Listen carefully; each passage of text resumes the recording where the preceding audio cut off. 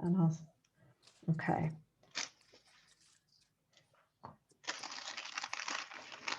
So you'll need 2 greaseproof templates for stacking the cakes to help you work out where the dowels are going to go. And the templates you cut out will be for the tiers on top of the bottom one. Okay, so as your cake is a 6-inch, you're going to need a 6-inch circle and an 8-inch circle. And we don't need the 8-inch one now, did you say? Yeah, you don't have to cut it out, but just draw around it, because then you won't forget. You don't have to worry about forgetting. Yeah, okay. So the 6-inch circle that you've cut out already is so that we can stack the 6-inch cake onto the 8-inch. Okay, but my cakes that I'm using are 4 and 6, so slightly different sizes. Okay, so once you've got your 6-inch circle cut out, if you fold it in half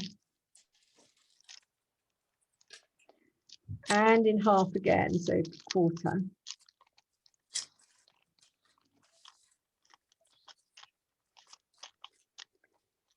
Okay, then open it back out. Yep. And out again. What you'll notice is you've got 4 fold marks. Yeah. Now, on the bigger cakes, often what you do is you put dowels 1, 2, 3, 4. And then as the cake gets bigger, you could put a 5th one in the middle. Okay. So something like your 10-inch cake might have 5 dowels in it. And your 8-inch might have 4 dowels in it. Okay. You can use these as a guide. Now, sometimes you only want 3, in which case you have to actually fold this into thirds to do it, which all I would do is just make it look a bit like a pie chart. So you've got your halfway line, you just fold it above, just over halfway, and then just match that fold on the other side, because what that'll do is give you 6ths divided, or thirds. So you just go so that's for the bigger cake. 1, 2, 3. So if you only want to put 3 dowels in, you can fold the paper differently. But for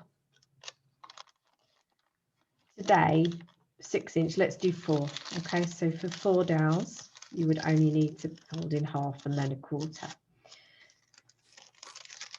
Once you've opened that out, located those lines, you can use your ruler. I've got a left-handed ruler here, which really doesn't work very well. On the smaller templates, so something like this 4-inch round disc, I'd probably only want to come in about 1/2 inch. But on the bigger discs, you want to come in up to 1 inch from the edge. But here, maybe 3/4 inch is better for me, because it's only a small one, and that puts all the dowels too central. The cake might tip. So you can do this by eye. You just make a mark on the line that you want. So not that one, here, your dowel to be. Okay, so I've got 2 here. Because I've done that wrong. Sorry. Okay. Basically 4 marks that are about 3/4 centimetre in. I'll just refold my paper. My brain hurts after this because it's maths. So I like to do things by eye. Yeah.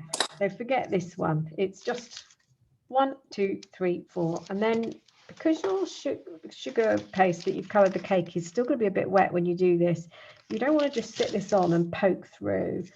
Just use a needle for this, unless you've got a scriber. And all you want to do is pre-drill a hole. Again, once you've done this once, you just save the template.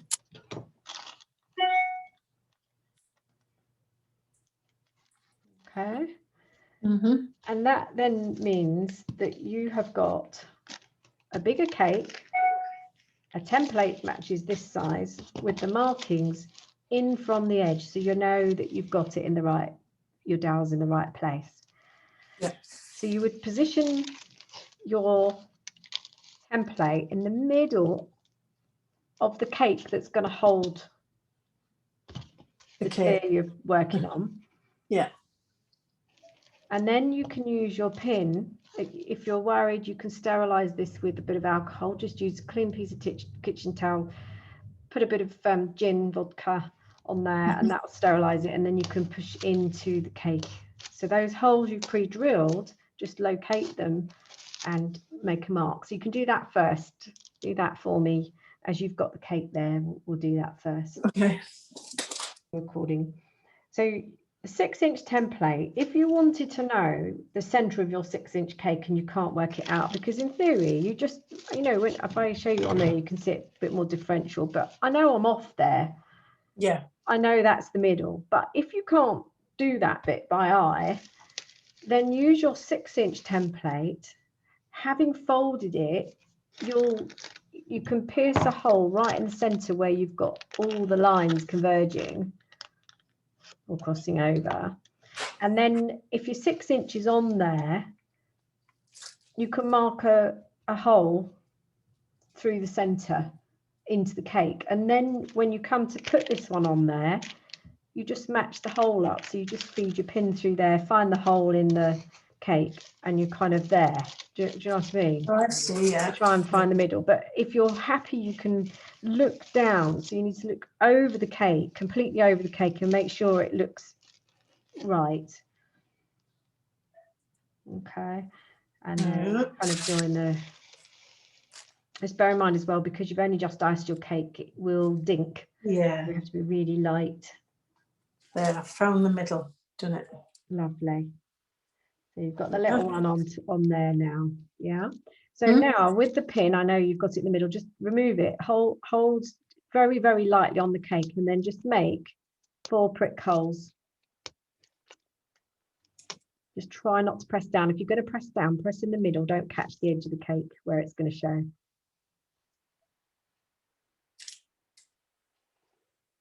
Okay. Yeah, it's just a guide. That's it. Yeah. And the beauty is, as long as you damage the middle where that paper was, it's okay, because it's going to be underneath. It's okay. Yeah. So the next step is then to work out if your cake's level or not. Now, I don't think I put on the list spirit level. I've got, when my husband's got a spirit level. Has he? Is it a small one? Yeah, I think the iPhones, you can get a spirit level on them as well. Okay. Yeah. So I'll demo this bit. You need to put something on the cake surface, because even if it's greaseproof, well, something that's not going to dink it, and of course this has got to be clean, you'd put that on, and the bubble's got to be in the middle. Okay. And if I show you, I don't know, can you see it's off? Yeah, so that's because this has got paper on underneath. So if it's even and that bubble's in the middle of those 2 lines, then you're okay. You don't have to worry about where you put the first dowel. But I would twist this round, because can you see now it's gone into the center? Yeah. So that means if I just turn it back to where it wasn't, if I lift this up here, yeah, now I'm in the middle of the bubble. Yeah, I can see. So that means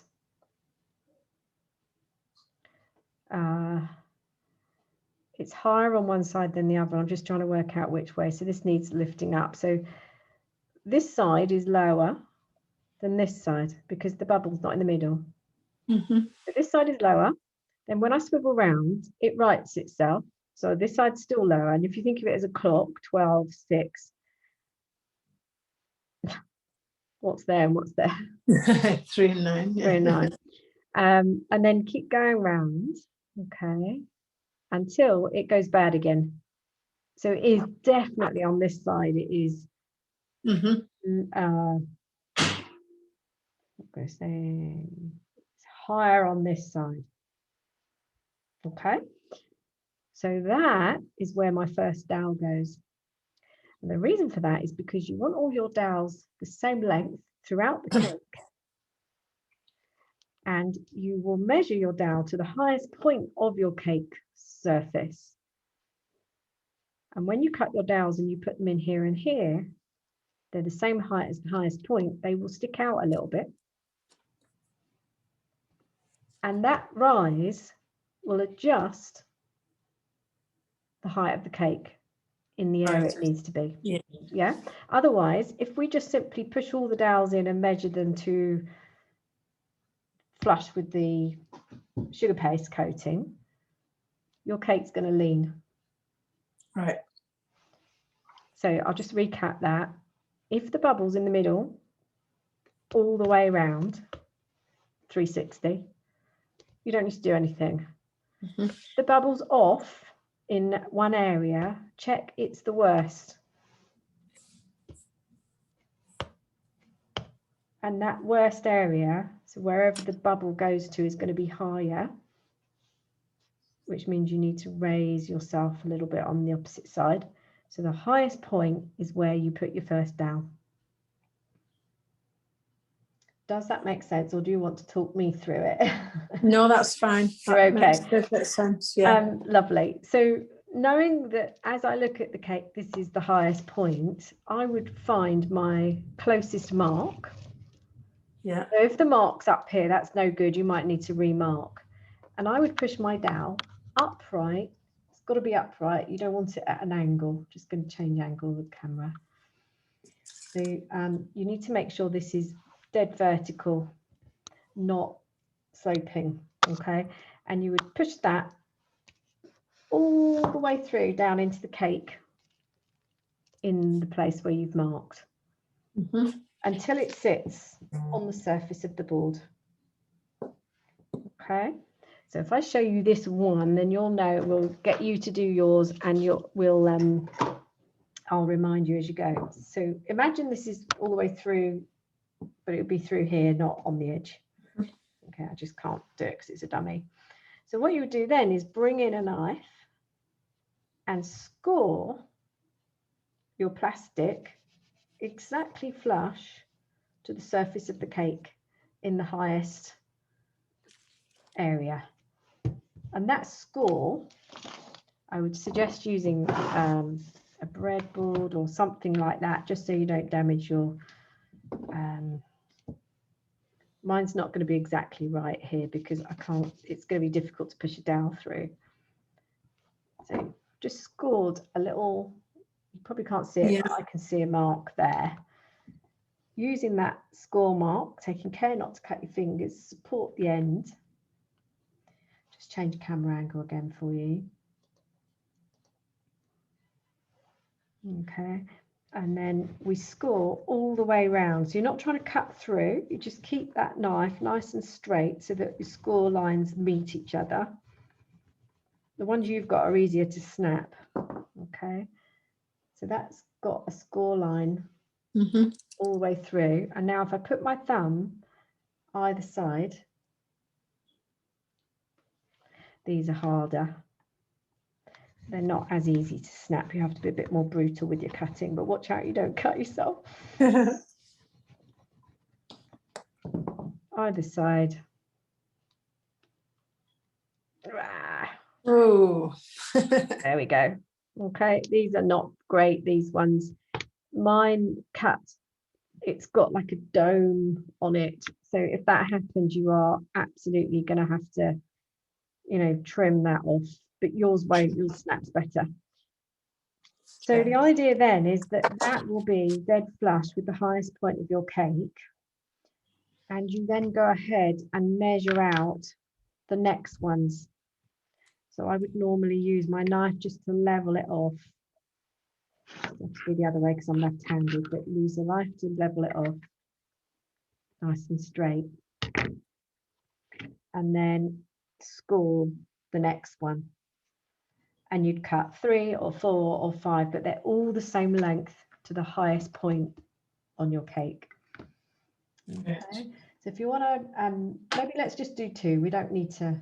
I'll just go get a book. One bit that I've missed saying is I know that I was measuring to the side here, but you don't want to measure to the side. What you need to do is work out where your highest area is, and then can you push the rod as in its full length into the cake, nice and upright, yeah, because you're going to pull it back out again once you've scored the mark. All right, so find one of those holes through, nice and upright. It's got to be upright. Yeah. Okay, now has it hit the board? Yeah. Lovely. So it's a little bit crooked, is it? Is it a bit leaning? I don't know. I'll let you off. Is it leaning? I don't know. It might be your camera. It feels like it's leaning into the, no. Okay, so pull out. If it's leaning, pull it straight out.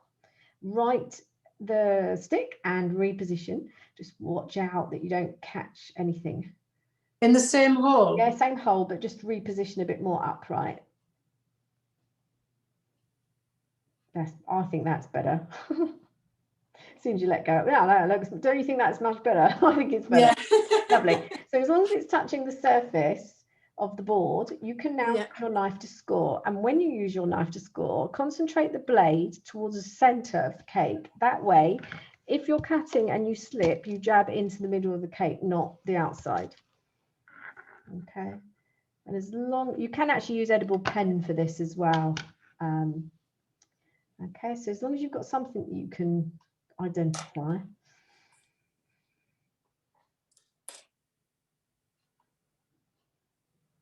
Just watch your left fingers, your little fingers on, don't let that touch the cake. With something like this as well, I would say, Janet, is ice the cakes. Leave them, if you're icing them in the morning, leave them till the evening and put your dowels in the evening.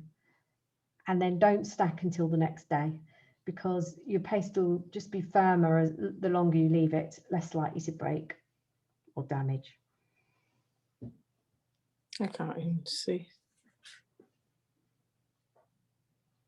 You can always go back in again if you're not sure. Perhaps I'm being a bit soft. Yeah, watch your left hand.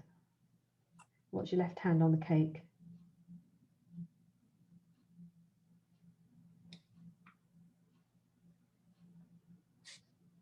There, I think it's there. There we are. Better? Yeah, okay. So score all the way around. Try and keep your knife straight so that it doesn't cut at an angle.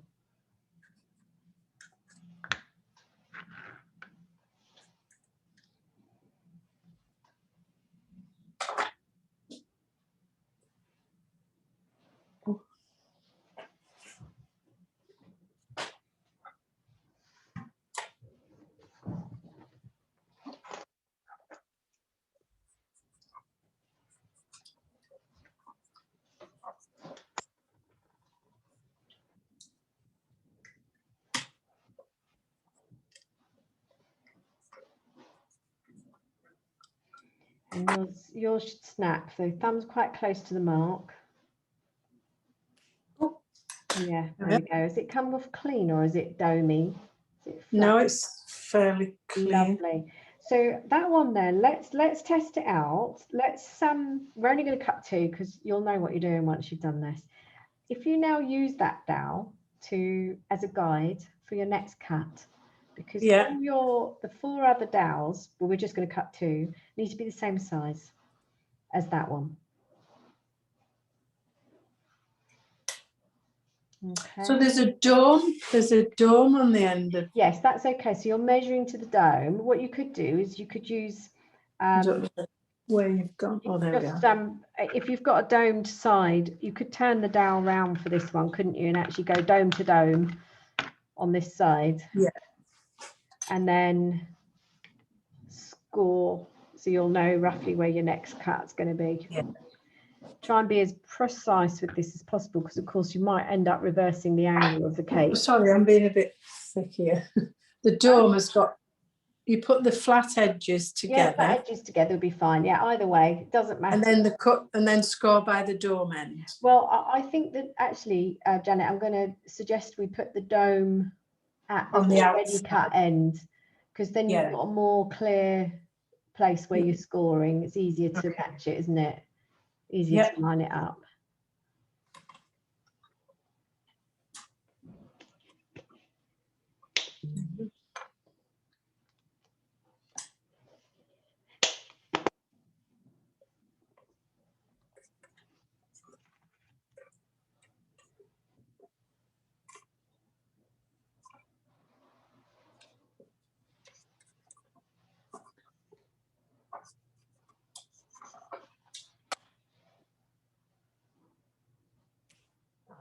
There we go.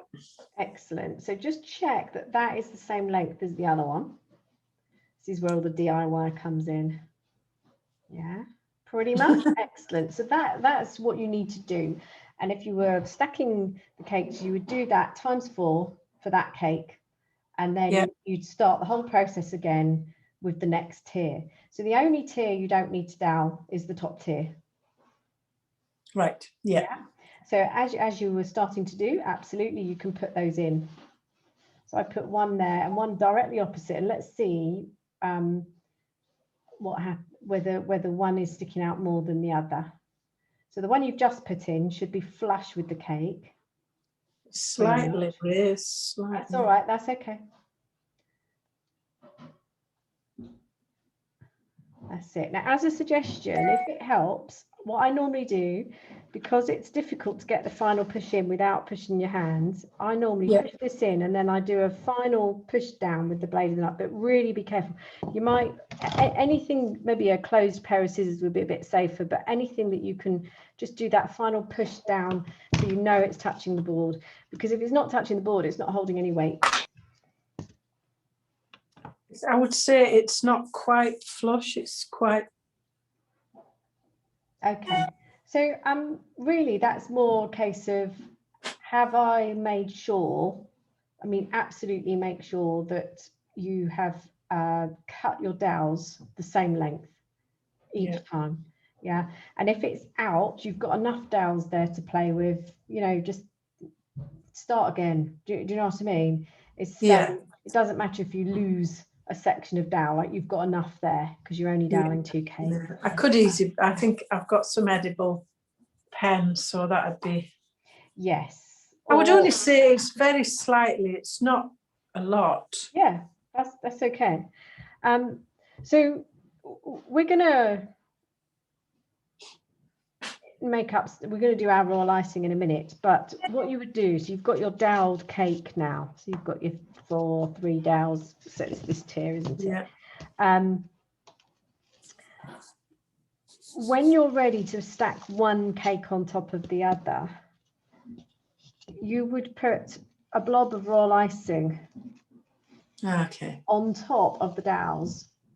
So not overly generous, but it's not just a dot, it needs to be kind of covering the dowel times 2 sort of thing.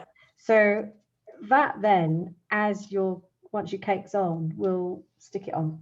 The weight will push it down onto the royal icing, and the royal icing will be just enough to hold it, assuming you're not going to turn the cake on its side. But of course, we're not going to do that anyway, because you wouldn't do that. No. To transfer a cake, so you've got your, say I've got my cake now, it's all doweled, I'm ready, I've got my blobs of royal icing wherever my dowels are, and I need to get this onto there. Well, you can't just literally pick it up and put it on, that's not going to be possible. No. So what you have got though, if I put this one on here, we don't need a board for that. You've got this, you've got your greaseproof paper, and you've got your cake. That's what you've got your spare cake on at the moment. Yeah. So once you're ready, you need to kind of stand up, look over the cake to work out where you want the back end of the cake to make contact. And I would shuffle the cake to the edge of the board, and your greaseproof, I'm being stupid here, let's just get some greaseproof, that would help, wouldn't it? Just take a piece of this.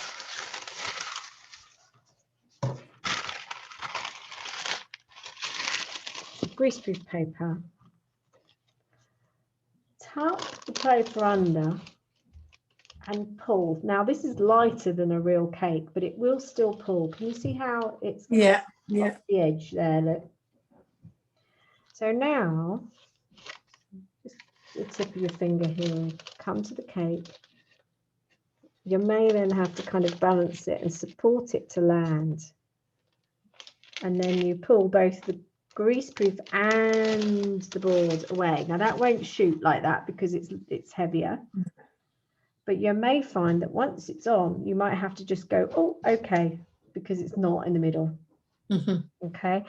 And if you've iced on the Wednesday morning, leave it till the evening to dowel the cakes, because it won't crack in that time. The reason you do it when the icing is relatively fresh is because if you've got really big thick dowels, it might crack the icing. But I think you'd be okay with these to leave it to the evening. And then I would not stack anything until the Thursday. Don't leave it to dry overnight, because then once this hits here, it might damage here if it's too soft, and equally it will damage here if you try and move it. But leaving it overnight gives it that extra chance. And then of course you've stacked it on Thursday, you box it up, and it's got the whole of the rest of Thursday to just set. Yeah, any roll icing can dry everything, and you just can forget about it then. Yeah, so you'd ice on the Wednesday, would you? I think you mentioned out of the freezer Tuesday night. Yeah. Right. I'm thinking if it lasts for 5 days, perhaps I could take it out the freezer Monday and start the process on the Tuesday. I think you might be pushing the freshness of the cake. Do you think? Yeah. Okay. Because ideally it's 5 days from start of defrost. So that would be Tuesday, Thursday. Yeah, maybe. So yeah, I think your suggestion of out of the freezer Tuesday, ice Wednesday morning, dowel Wednesday evening, which will take you an hour. The doweling will take you an hour, and then stack Thursday morning. Then you're done. Yeah.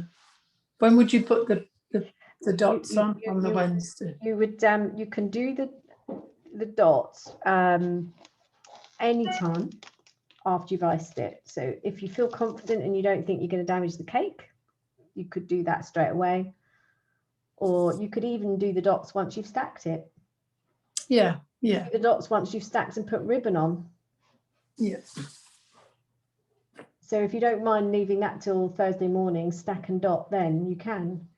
But it doesn't matter when you do it. The icing doesn't have to be dry. No. Okay. So but the cake does need to be stacked to put the icing on, does it? To put the icing on, the peonies on.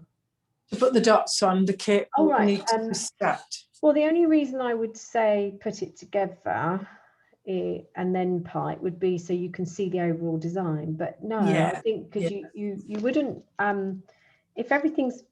if you haven't got a drum board underneath the bottom tier, then you wouldn't put any of the ribbons on until you wouldn't put any of the ribbons on until you've done the dots, because you don't want the dots to be in the way of the ribbon. Yeah. Sorry, you wouldn't do the dots before the ribbon. No, put the ribbon on first. Yeah. The problem you've then got is if you put the ribbon on first and then you stack and your ribbon's not level or it drops, it's caught under the cake. Yeah. With me, if it were me, I'd go stack ribbon dots. Yeah, I can do that on the Thursday. Yeah, because then you can see the whole thing coming together. Yeah. And when you're doing the bottom tier, have it on the turntable. If it's not too heavy, be careful, because the turntables, sometimes the weight of the cake can actually push the turntable to tilt. Right. Especially if it's new. You might want to check with your turntable if you just press down on one side of the turntable without the cake on it, see how easy it is for it to tilt. As it turns, it does it. Fairly substantial, this one. Yeah, if you remove your cake from there a second, and now just put your couple of fingers on one side and press down as you turn the turntable. Press down as you turn it. There, see? It's a little sloping, yeah? This is a tilting one. Right. Yeah. So you what you need to do with that, I'll show you, because is it new? Yeah, it's one that I think you when they're sold, when they manufacture them and sell them, they don't tighten the bolts up. So you do need to tighten the bolt up on the bottom. I'll just change angles so you can see what I mean. Okay, so in here, you've got a bolt. Yeah. Okay, if you get yourself a pair of pliers, just flat nose pliers in a DIY box, clamp the bolt with the pliers. Now, it's got a funny little big nail in there actually. Clamp this bolt with the pliers and turn it clockwise to tighten it. Yeah. And that will stop this from free flowing. There should be resistance here. You should have to properly turn it. Not so you can't turn it, but there's definitely resistance there. It's not flying around like yours. Because if the risk you run is you put a 3-tier stack cake on that, and if it's not centered perfectly, or if there's any pressure applied to one side, the turntable is going to literally swing and tilt, and your cake is going to fly. Well, that'd be a disaster. So maybe when you're at the piping stage, if you've got a very loose turntable, see mine does it anyway, it does do it. Just perhaps don't have it on the turntable once you've stacked it, because it is going to be heavy. Yeah, I won't do that. Yeah. Okay. This is all on video as well, so you'll be able to listen to my voice again. Oh. So in terms of transporting, I would go stacked. Yeah, I've bought a box. Excellent. You've got a box already, yeah? Yeah. Brilliant. And I would go decorated as well. So Thursday morning, stack, ribbon, dots, stick your flowers on. Yeah. And what you would do, that is also a positive, that you're doing that on the Thursday rather than on the Friday morning before you're setting it up. These are going to be a bit more set. So because you're doing the peony course, aren't you? Yes. On the list it said kebab sticks. Yeah, I got some. So your kebab stick is food safe, so that can be pushed right into the cake, wherever you want it. Okay, so just literally in. This is a wire, we're not allowed to put wires, but if that's kebab stick, you can push that in, but your cake's going to be stepped. So when you push that in, you're only going to be able to push it in so far before it might hit cardboard. Mm-hmm. But I would get that the right length so that it can go in as far as possible.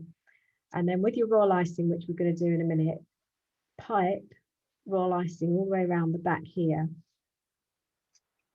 and push that through. Or if you are worried that you don't want that on there, first of all, you can push your kebab stick supported flower in, pull it back a little bit, and then pipe around the back so that it's got something else holding it other than the stick. Right. Are you setting the wedding cake up? Yeah, I think we'll take it down the night before, apparently. Okay, lovely. So that's about that. So that would be on the Thursday. Yeah. And when are you leaving in the morning on or when are you leaving on the Thursday? I can go anytime, I think. Is it local? Yeah, it's just about a 5-minute walk away, less than that. In your back garden. Yeah, it might be, you don't know with the numbers.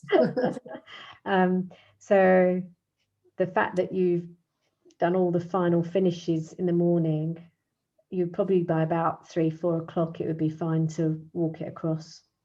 The transport. Yeah. Yeah. And did you say you had a box? I have, I'll show you the box.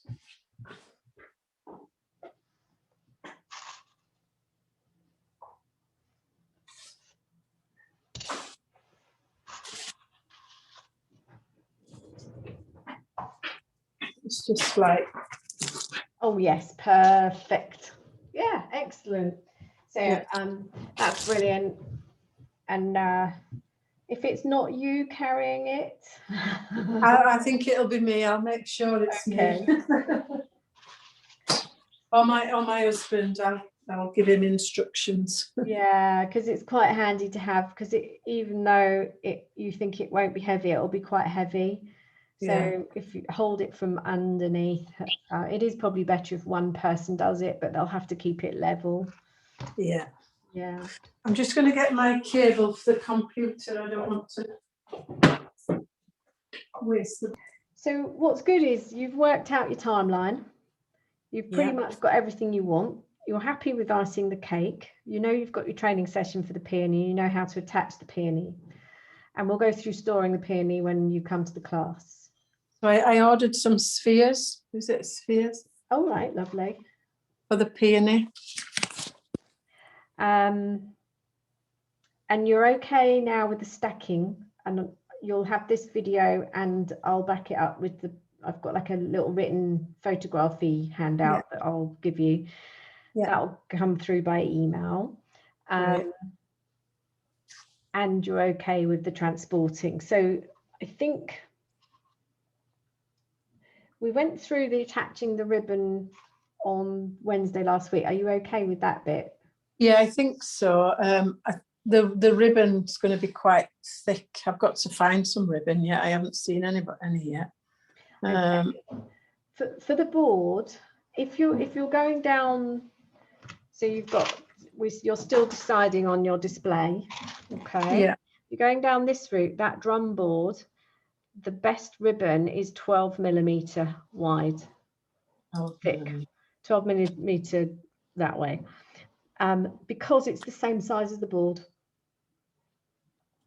Right, and what about the cake then? Because the cake's on the picture's got quite a thick ribbon on. Yeah, so with the cake, you can have anything you want, but I would be careful with super wide and super soft, or anything that's got a wired edge, because if it's not, like the wire, I like the satin one. It's got a robustness to it. Yeah. If that was really loose and frilly and flouncy, when you put it round the cake edge, and the wider it gets as well, if your cake is not perfectly iced on the sides, this will come away looking like a gap in places if it's too wide. So just be a bit careful with the width and the quality. Yeah, I'll try and get some on. Is it Pvte?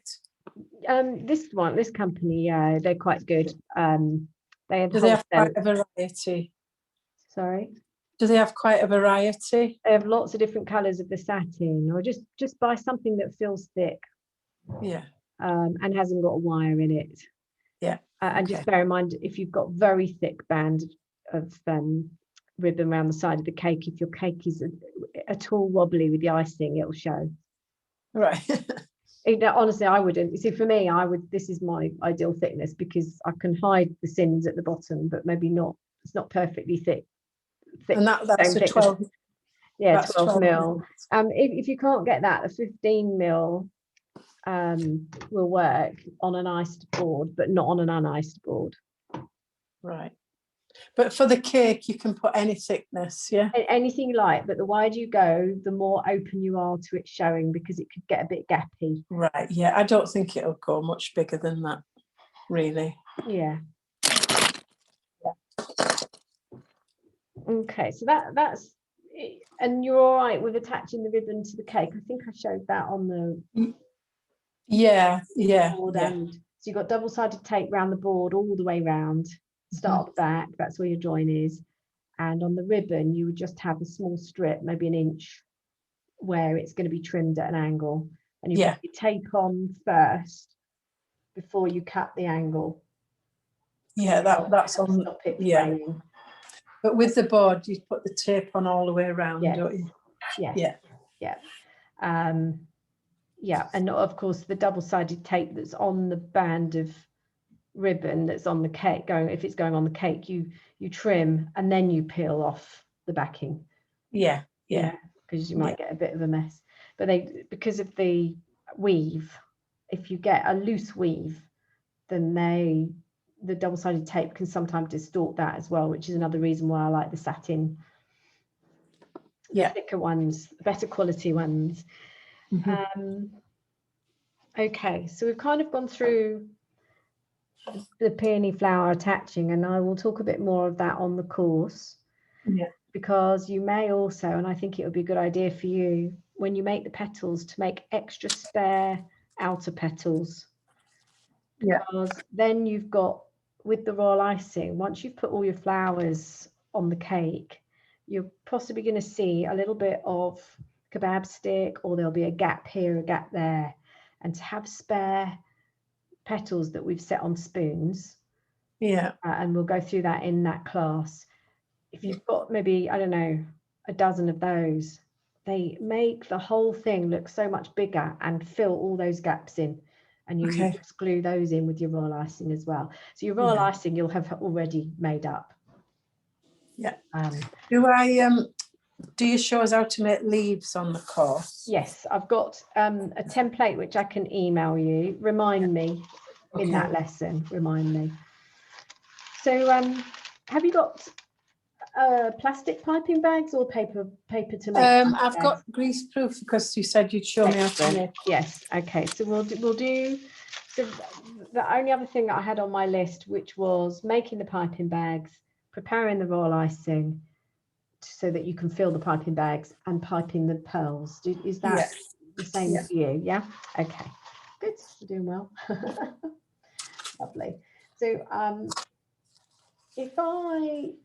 I'll just talk you through how I get a triangle. I know that's a stupid thing to think of, but with a piece of greaseproof, you obviously don't want it as large as the roll of greaseproof. Just going to up my camera a little bit so you can see me, and I'll just reset it as well, because it's a little bit fuzzy. Okay. The video won't come out edited, it's as it is. Oh, that's okay. But it's had everything, so you'll have to fast forward through. So as the greaseproof paper comes off the roll, what I normally do is take one corner and bring that up to the top edge, which will create you a giant triangle, but there's no harm in making a few piping bags at a time. So just give that a good firm fold, and then using a sharp knife, I'm just going to cut neatly through that fold.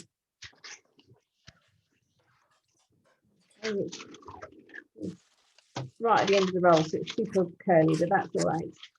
So I've got a triangle, but it's far too big at the moment, so I'm going to make it smaller by folding corner to corner again. Try and be neat with this, because it just makes making the bags much easier. Is that too big?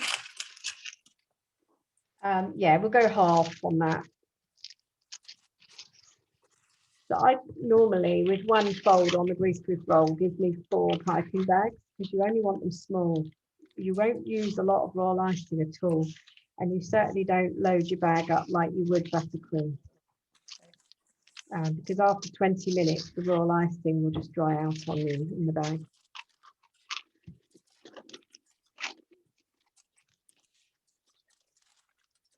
Yeah, I'll give you a rough, it's probably your greaseproof will be a different size to mine, but I'll give you a rough size guide on this when it's made. Yeah, sharp knife is good. When I want to do something mind-numbing, I make piping bags. It kind of switches your brain off. I find it quite therapeutic.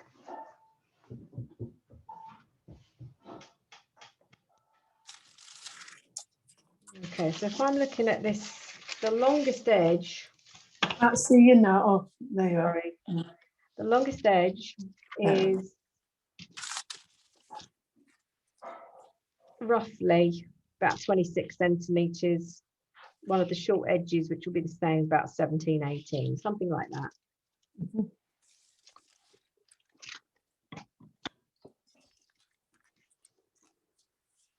Yeah. Now, if we do this together, are you right-handed? Yes. Lovely. Okay, I'm left, but I'm going to show you right-handed. I'm ambidextrous, actually. I Are can you? use Oh, cool. I will show you as a right-hander. Okay. Okay. So if you have the longest edge furthest away, the point facing you, Yeah. I am. So I'm sitting the same place as you are. And then as a right-hander, let's let this top right corner come over. Okay, I've actually got to hold it between my finger and thumb if I can. This is all very curly-whirly. So finger and thumb like this. And then you visualize on this long length here, roughly where the middle would be, just with your finger, just touch it. And I'm going to take this corner and turn it over itself and line that corner up with the corner that's pointing me. So you end up making half a cone.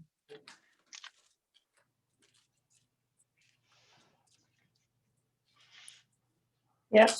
Okay. No. It'll probably it'll flick open a few times.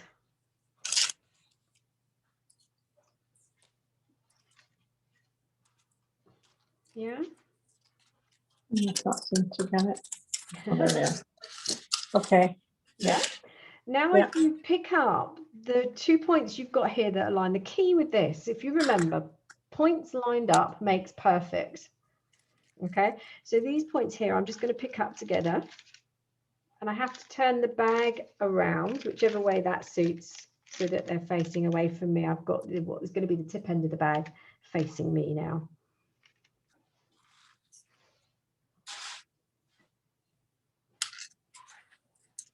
No, I think mine. Okay, I can put you beside me and I can see what's happening if you like. Let's just see. You're right where you are. Yes, I think, I don't know. Just twist it around so I can see the side you can see. Put it up by your chest. Okay, turn the angle so I can see what's in front. You can what, sorry? Your view. I need your view. Turn it round, 180. What, there? Something not right with it. Yeah, there is. Okay, hang on, don't undo it. No, that's right. I think my triangle's not perfect. It was right. I just couldn't see. Hello, Mr. Bygate. Hello. How's the student doing? She's doing very well. This is actually really hard to teach online, this bit. Yeah. There we go, perfect. So you're holding yours upside down. Let me do mine the same way. So take the other tab, wrap that round. And the point that you've just picked up needs to line up with all the other points. Okay, but from the back. So you've got the middle. I don't think mine's lining up. I don't think mine's lining up. Okay, so just come a bit more onto your chest, like the top of your apron. I can see very well. Just come into your. That's it. Okay, so can you find the points 1, 2, 3 and get them all lined up?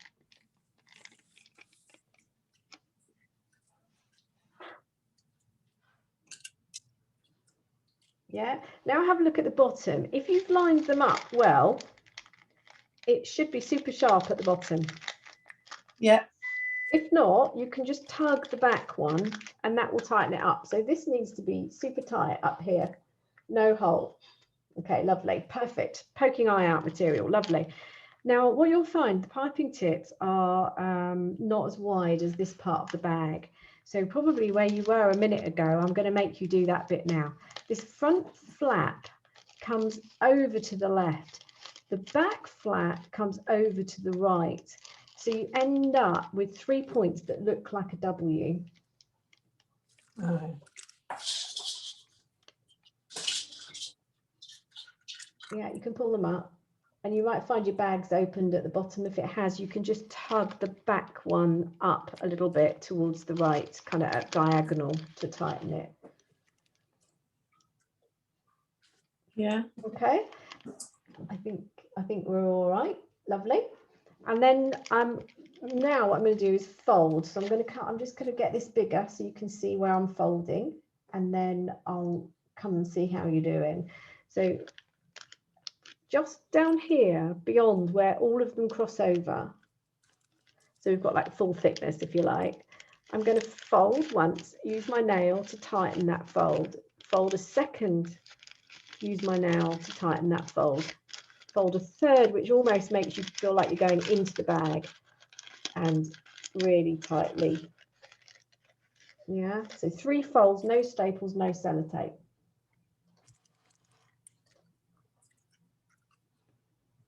There's lots of different ways of making a piping bag, but this is how I make. And that third fold is quite important because otherwise the whole thing unravels. Okay, that is looking very good. So after about 40 of those, you'll be able to do them in your sleep. But luckily we only need one today. But if you make yourself half a dozen, you're going to have enough for the day, and that could be your practice.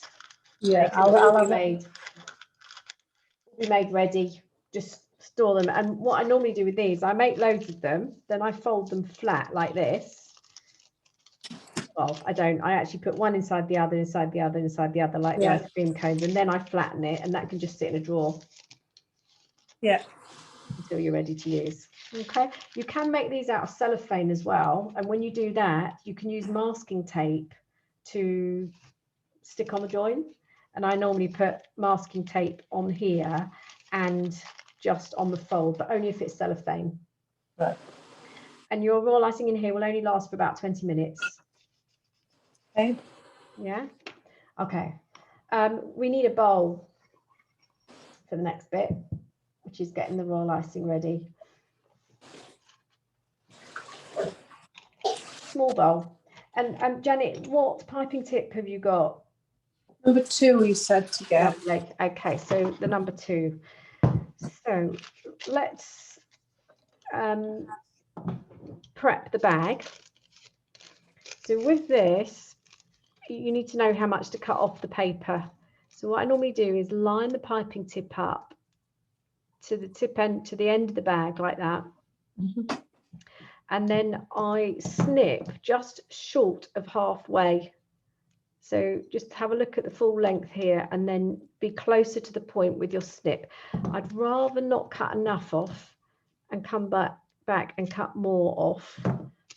So now once I've snipped that, if I open my bag up, I can drop my tip in. Now this probably isn't enough of a snip, so just drop the tip in.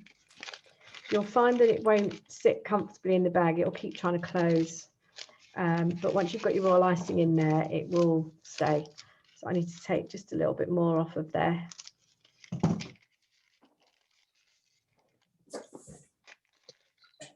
Okay, so that's gone into about there. Anything just short of halfway is fine. Above halfway and more will run the risk of it popping out. I think this will fall back into the bag when it hasn't got. Yeah, I think that's okay. Royal icing in. That looks really good. Lovely, lovely. So have you done some piping before? Yeah, I did, years and years ago. Yeah. Yeah. So this is probably familiar to you now. But I want to talk you through how to prepare the royal icing, because you can't just stick it in the pot and go. No.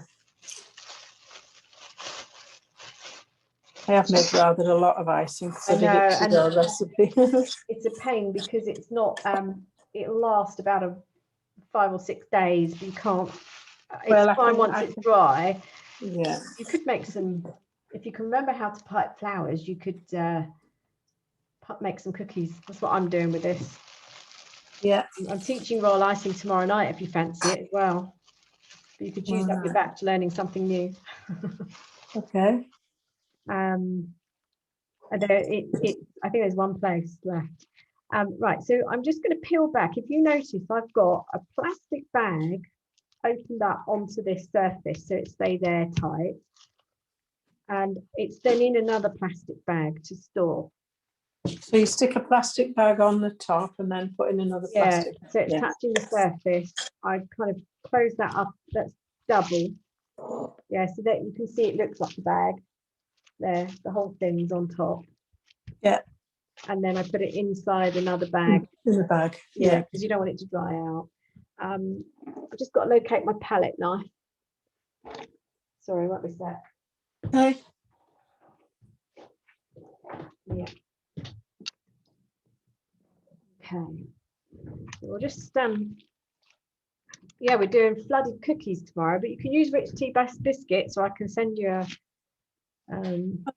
That'd be nice. I'm not sure what I'm doing. I don't think I'm doing anything tomorrow night. I'll just get my calendar. Oh, excellent.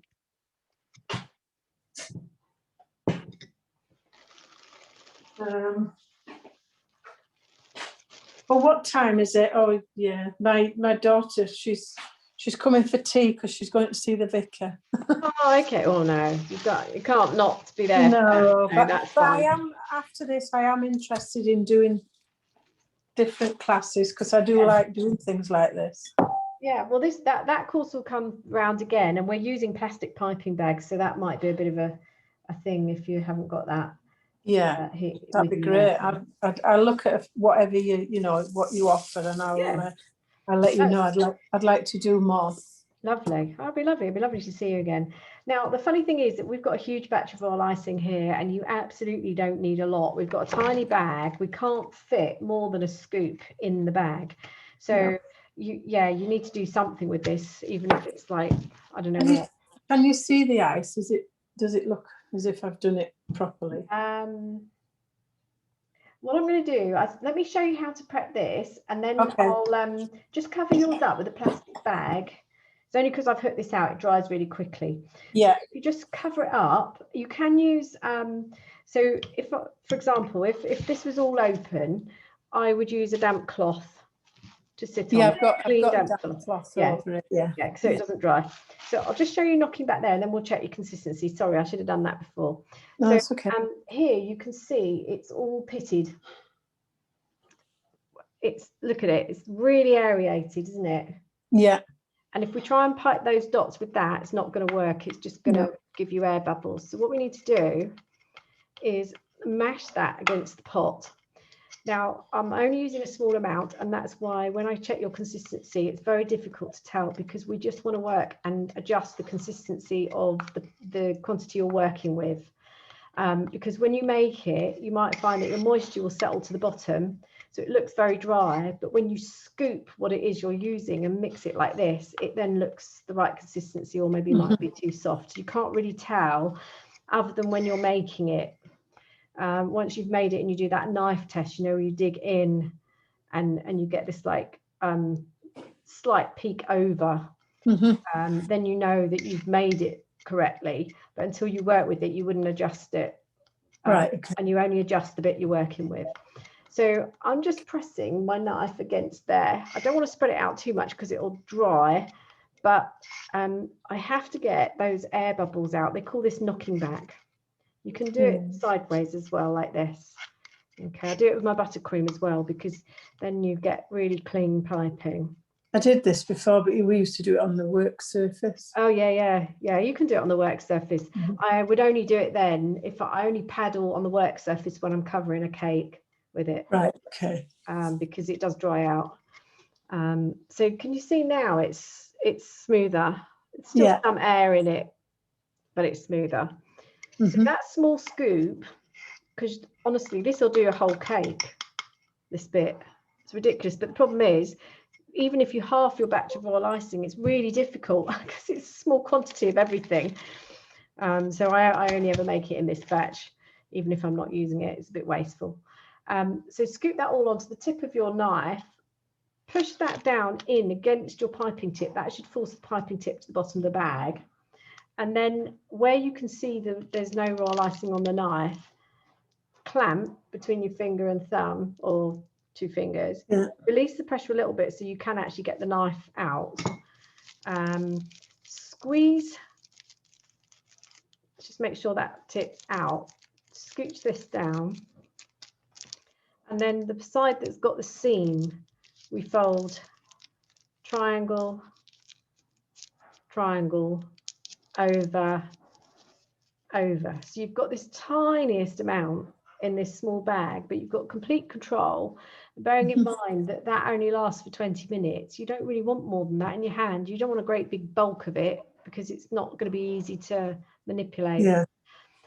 What I've got here is a little holder which has a dampened sponge in it, so the tip sits on that. But if you haven't got that, this, not the bag, but the tip needs to sit within a damp J cloth or something, because it'll dry out. And if you can't do that because it's such a, you know, the bag gonna melt, if you squeeze a little bit of the royal icing out of the end, then you can leave it on the side without anything covering it, because when you're ready to ice, you just knock that off and you're ready to go. But without pushing that excess out of the bottom, you're going to end up with the tip drying out inside, and that's the point where you'll want to poke it with a needle or a cocktail stick, and that'll scratch the inside of your piping tip. But also you may not get all the crumbs out, and you're back to having to create a new bag and reload. Yeah. And if you find you have troubles with your piping tip, ideally you don't want to have to wash them up in between. So if this does all dry out, you've got to make sure all the moisture comes out of the piping tip before you use it again. Right. All right. Yeah. So if you just take a small tip of the royal icing, sorry, a small amount, just on the blade, edge of the blade of your knife. Like that. Let me just have a look. I'm just going to put you beside me. Yeah. Yes. Hopefully that won't be too much for the bag, but we can work with it anyway. Seems wasteful, but it is only a bit of ice and sugar at the end of the day. Yeah. I reckon you could make half a batch, but you can't really do less than that. No, yeah, it's only cheap, isn't it? Oh. Just make a load of biscuits for the vicar. Yeah. Quite nice because up until now, whatever I make, even in an in-person class, I would throw away or give to the birds, because there's only so many biscuits and cake, so much cake you can eat. Yeah. And now we've moved here. Last week I had a really lovely conversation with the lady who runs the charity, and she said, oh well, you know, we have a coffee morning on a Thursday, and you know, if you've got any biscuits or cake that you're not using, bring it over, you know, because we can raise some money with it. So I've just got to make sure that my hygiene is 100%. And I've come to on Thursday, she's getting 40 biscuits iced. Nice. Right. I've done that. Okay, let's have a little look at the consistency. I'm going to spotlight you. Okay, just press your knife into it for me. That looks nice, yeah. And you've got less air in it than you had. Yeah. Yeah, that's lovely consistency, isn't it? And I couldn't get Silver Spoon ice and sugar, so I bought Marks and Spencer's ice and sugar, and that seems that's fine. Is it all right? As long as if it's lumpy, you sieve it. I sieved it twice. Yeah, lovely. How was my video? Was it useful? Yeah, very useful. Oh, good. Yeah. I had to redo that one.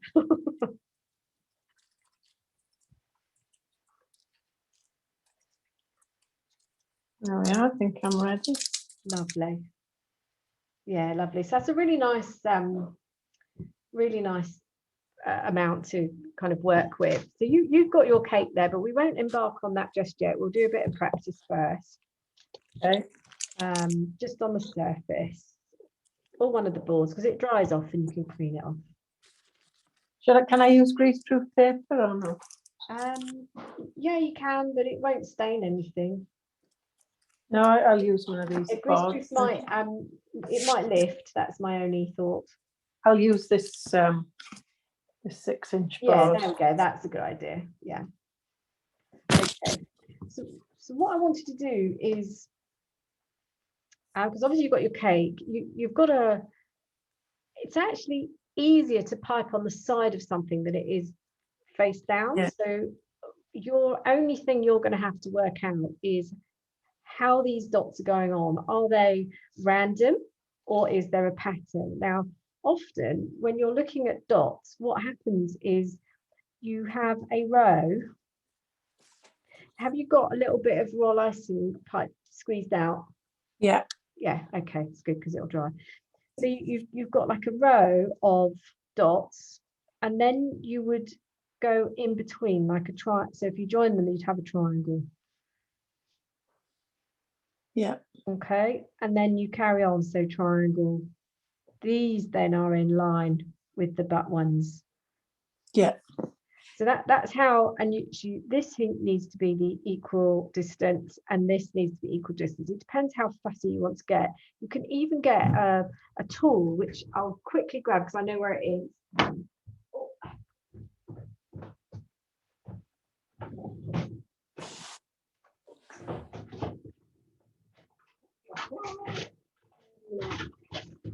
I'll find it in a minute when you're practicing.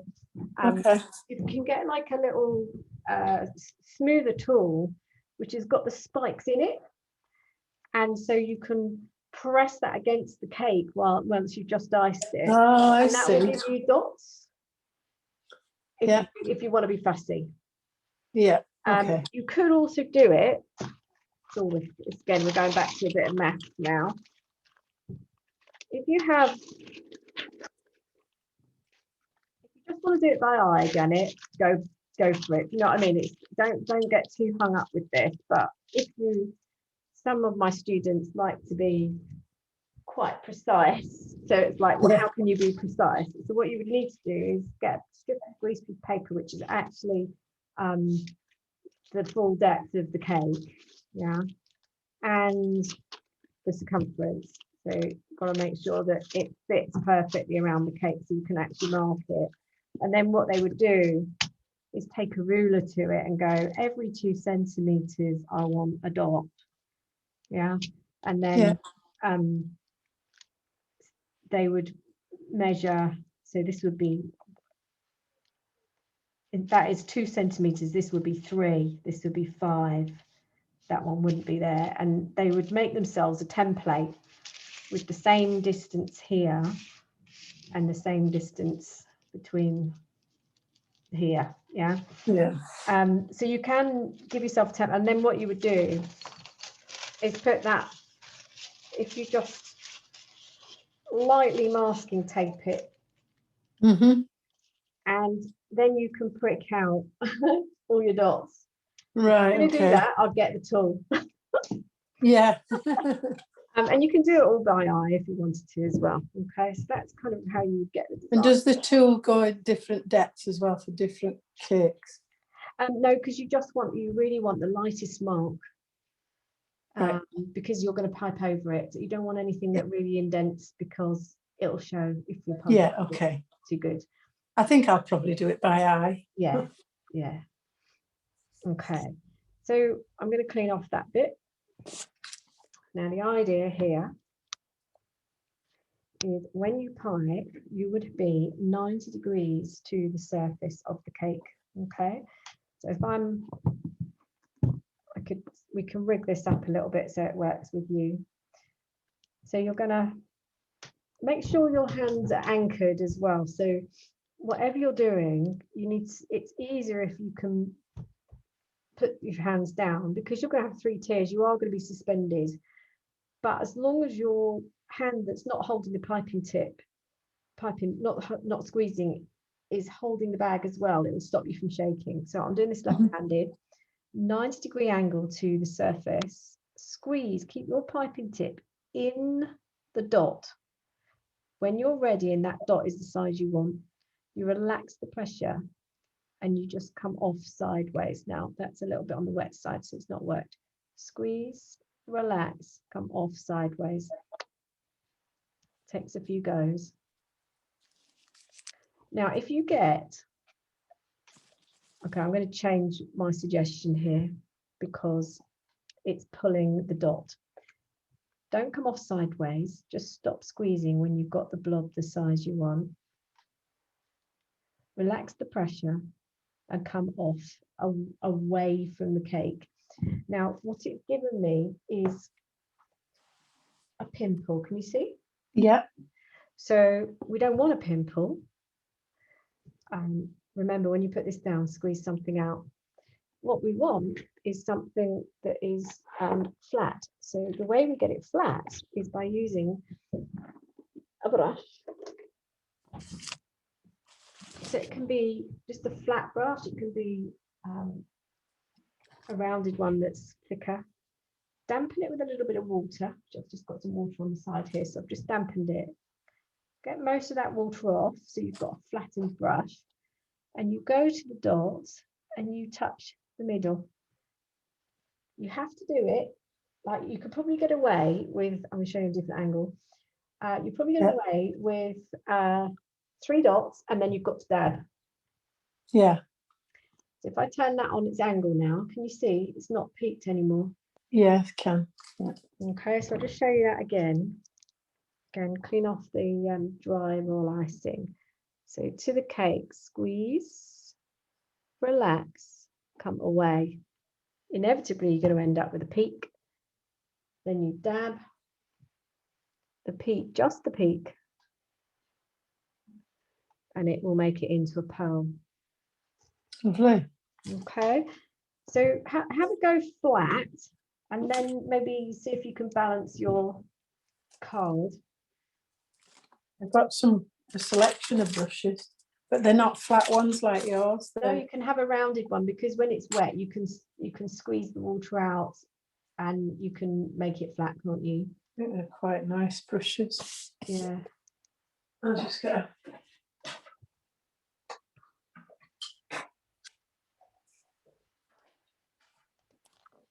Okay.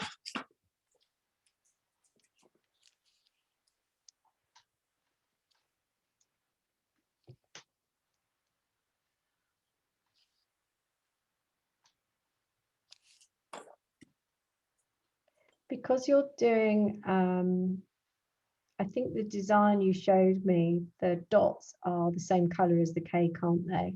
Yeah, they are. That is a good thing. I wouldn't change that because you don't, if they're not even, they won't stand out as much. There'll be texture and interest rather than something that's really Lost you now. Can you see me? yeah. Let me just come up to you. Lovely. Let me have a look from the side. Just hold the flat. That's it. Come. You were all right. Come towards you a little bit. To you, not the computer. Sorry. Yes, they're good. Yeah, done it before. Well, Excellent. years and years ago. So the only other thing really is to kind of work your pattern out now. Yeah. And then, if your cake's not going anywhere today, I'd just go straight onto the cake and use that as your vertical practice. Yeah, I made it for that reason. Yeah. But I don't pipe more than 4 dots before you go back because they dry really quick. And you know what, Janet? If one of them's wrong, if you take a toothpick, let it dry just a little bit, take a toothpick And and pick you're it up. going to just very gently flick it off. Okay, don't leave it until it's bone dry because it's much harder, but of course it's going to leave a mark, but it doesn't matter because you're pretty much going to be piping over that. So if you've got a mistake, you can get it off with a cocktail stick.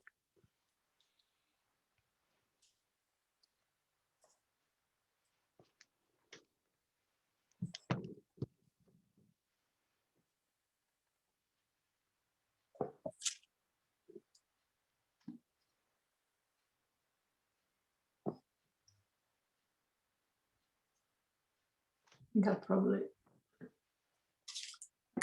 So here I've got, you can see I've kind of got a rough design together, but you might not want it that close.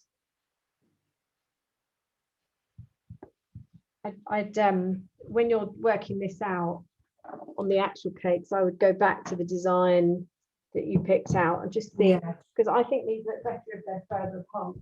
I think it looks to be similar to what you're doing. Yeah. I'm just going to try and find the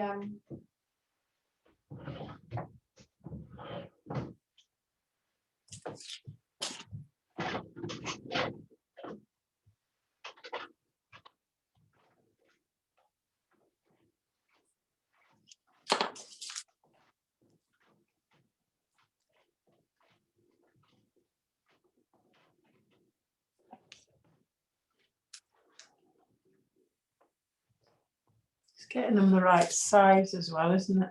yeah, and that is just pure practice. Yeah. And confidence. Janet, let me just show you this. This is the what I was talking about. Oh yes. Yeah, Yeah. and it's got spikes. Oh right. It's, I don't know who it's by. I'll have to find out and give you a link. You can get one that's just got like a ribbon strip. So of course you put this on the base on the board, and then you've got guide. Your guide would be your board as you go round. And it's nice and rounded here. So basically what you would do is once you've iced your cake, while it's still wet, so it would have to be almost, within a few hours, you would just very lightly press all the way around the cake. And all you want is a slight indent. You're not trying to poke these in as deep as they are. Mm-hmm. Yeah. Yeah. And they're mostly, normally, if you're doing 3-inch cakes, it's the same depth as the cake. And you just walk your way around. But I'll find a link for those for you. Oh, thank you. And send that off. So, I mean, do you feel like you've got enough to be, because we've come up 12 o'clock, so I'm just thinking maybe practice is what's needed now. It's not, it's not perfect, but no, it's all right. You've got a whole cake. Oh yeah, lovely. Yeah, and you could decide if you want those dots that big, and maybe this sample cake, if you're seeing your daughter tomorrow, you could, if you haven't got into it, you could say, well, what do you like? Do you like them? So if you section your cake out into, 5 little areas, you can play with a part, size of dot. Yeah. A random or in lines, patterns, whatever. Snowflakes. Icing on my face. Yeah. I think the one on the cake that she saw was sort of like this type of pattern. Yeah. If they're close together, they have to be accurate. So so you just add a bit of extra risk to it, really. But, I think if you can get one of these would help. Yeah, if you send me a link, I will. Yeah, I will. I don't know who they're. So when you're doing that on it, you've just got to join up the. How do you get them so they're all? Well, you've got, it is a bit of a challenge because on when you, oh no, it isn't, because what you do is you line up this end and this end, the pimples are the same.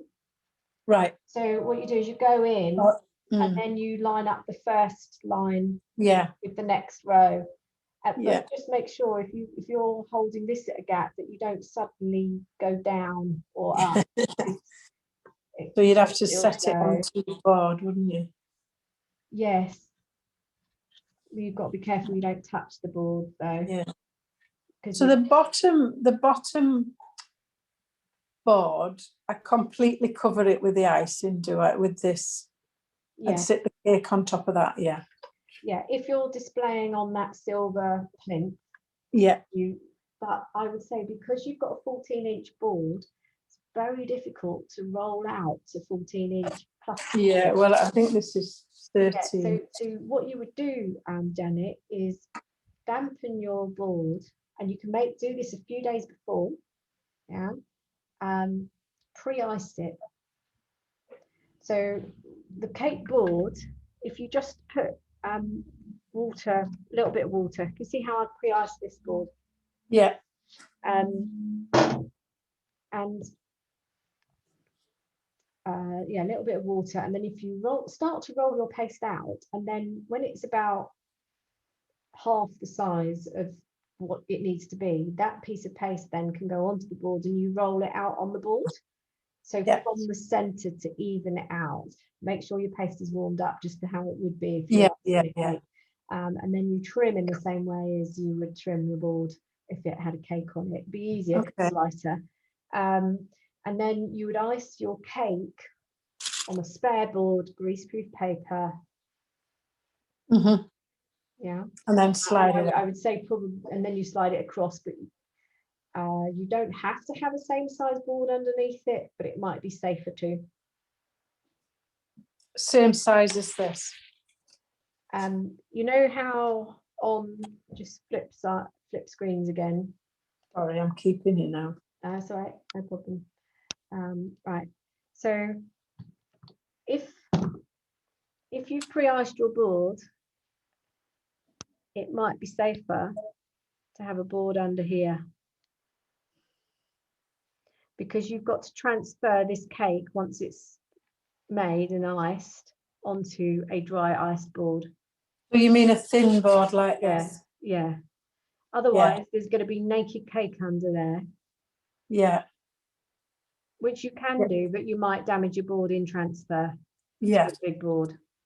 Yeah. So I'll have to work out what I need. And yeah, I mean, all you've got to do is think, how many spare boards do I need? Yeah. And do I need an extra board for the bottom tier, a same size board? Just a thin one. Yeah. Yeah. The cut card rather than the paper wrapped ones, because they're better size. Yeah. If you decide to do that anyway, which I think it would be a good idea, you then have a choice. You can either do it like this or you can do it like that. Because that bottom tier is going to be on greaseproof when it's iced. Yeah. It's a lot to take in today. I've recorded most of the session apart from the first bit where we were chatting. So if you've got any questions, please do, just send me an email. It's not a problem. Okay.